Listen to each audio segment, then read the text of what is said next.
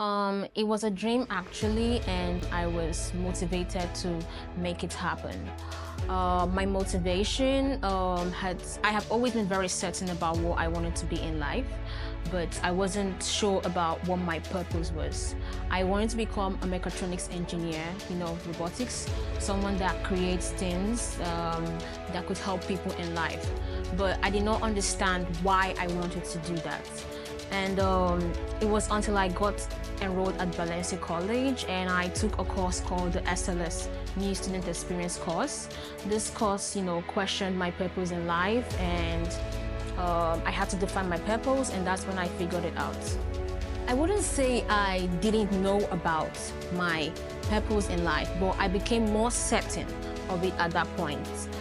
Before enrolling in Valencia College, I happened to be in Ukraine when the war started. And it was, very crazy to wake up one morning to a semi-deserted city in a country that had been declared a state of emergency, and people were trying to leave the country. I also was trying to leave the country, but at least I had like a place to go to. Most of these people did not have anywhere to go to. They were fighting for their home and getting hurt while trying to fight for it. I saw so many people that were amputated, so many were injured, and it didn't end there. When I got back home, I also saw on the news and several platforms of different people that were injured and losing, the abilities that they were born with. And I think because of that event, I began to notice things I haven't noticed before. In my country, on the very streets I have always passed, I started noticing people that were disabled and begging on the streets. They have always been there, but I never noticed it. And that's when I found my purpose. That's when I realized what I wanted to do.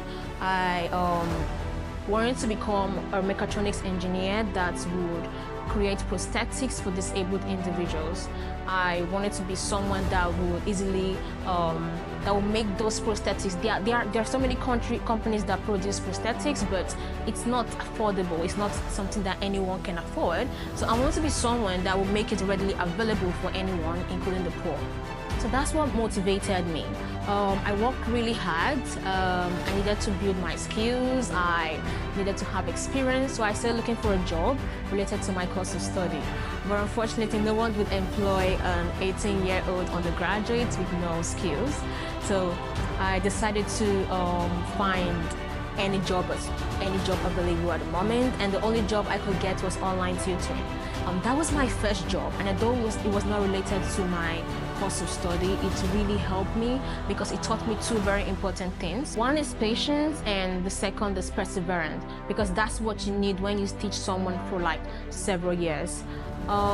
These skills really helped me because after I came back home from the war, I never got the opportunity to get back to school until 3 years after.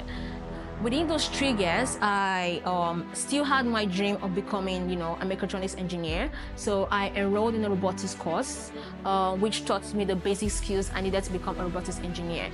And within that course of study, within that short program, one of the projects I was given was to build a bionic arm. A bionic arm is very similar to a prosthetics. It's the same thing basically, and I wasn't able to complete it. It was not successful, so that really discouraged me. But thankfully, a couple of months after, I got enrolled in Valencia College, and that's when the New Student Experience course opened my eyes to the various academic pathway options available for me. With my education plan, I was able to build a good plan for myself to graduation. And I started with a goal of getting a 4.0 GPA in my associate's degree, which I successfully graduated with 2 years after.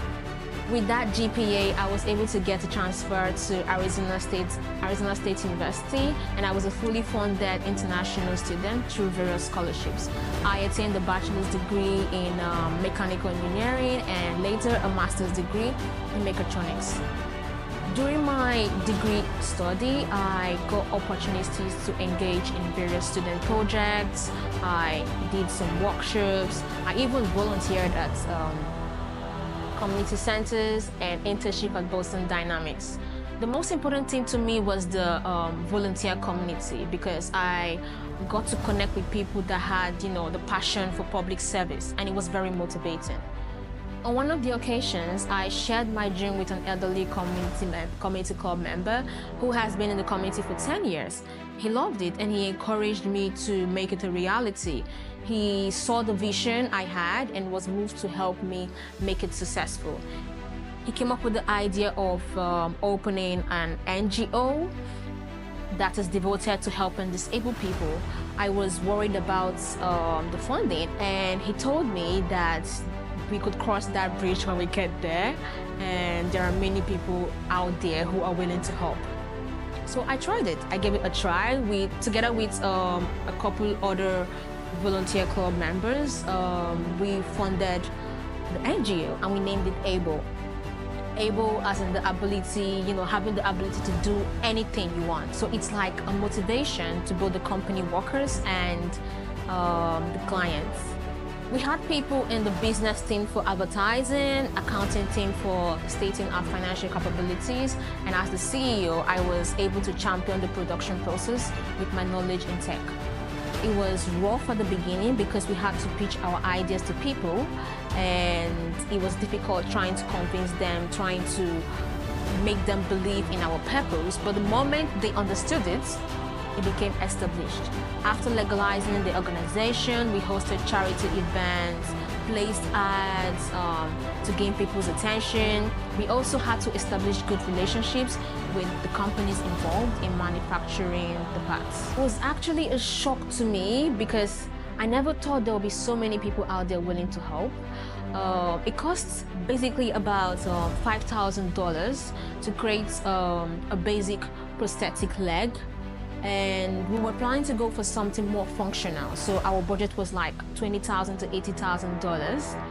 But to our amazement, in a year, we got about $500,000 from the public donation page we created on our website and GoFundMe. We also had private donors who promised a long-term relationship with us as long as we kept to our purpose. So in total, we were able to raise $6 million for our first project. It was a huge motivation to myself and the team, and we poured our all into making it a success. We started with local communities around us, and now our prosthetics are spreading around the world with donations coming in daily and daily.